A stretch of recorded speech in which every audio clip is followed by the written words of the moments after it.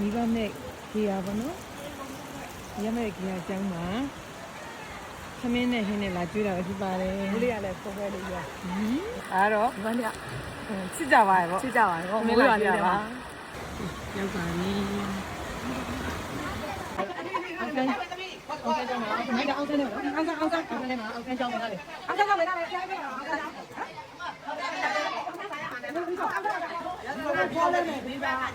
ယေဒ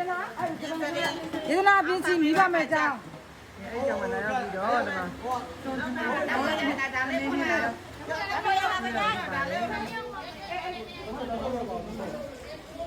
ေပြောကြရမယ်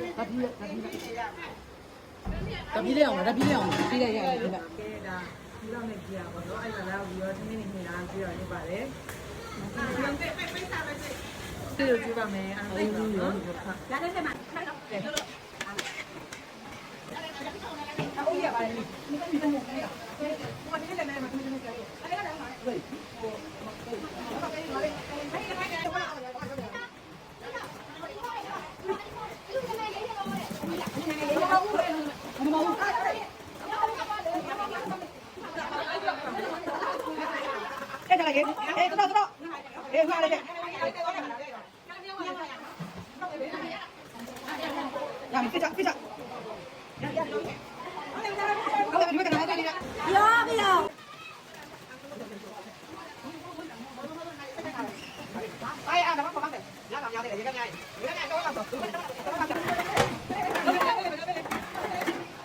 ရောင်နေပါပြီ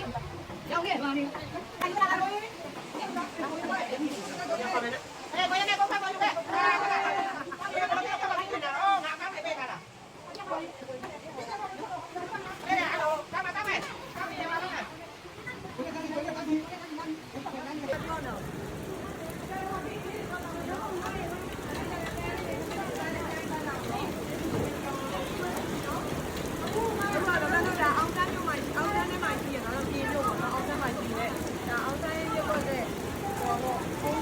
ဆရာလေးတို့ကြောင်းမှာပေါ့နော်ဒါလာပြီးတော့သမင်းနဲ့ဟင်းနဲ့အကျဉ်းသားတာဖြစ်ပါတယ်အခုတော့ဆွေးလိုက်ခဲ့ပါပြီဒါပေမဲ့မနေ့ကတော့သူစားပြီးတော့ညနေမှလည်းသူစားရတယ်ပေါ့နော်ဟောညနေစာဒီနေ့ဆိုလာရောက်နေတဲ့နိုင်ဖြစ်ပါတယ်အော်ဒီနေ့ခုလေးမှလည်းသူတို့လာပြီးတော့ဆောင်းဝင်အားဖြစ်ပြီးတော့မသူပေးကြတယ်သူလည်းကျေးဇူးများကြီးတင်ပါတယ်လို့အဲ့တော့ဒီနေ့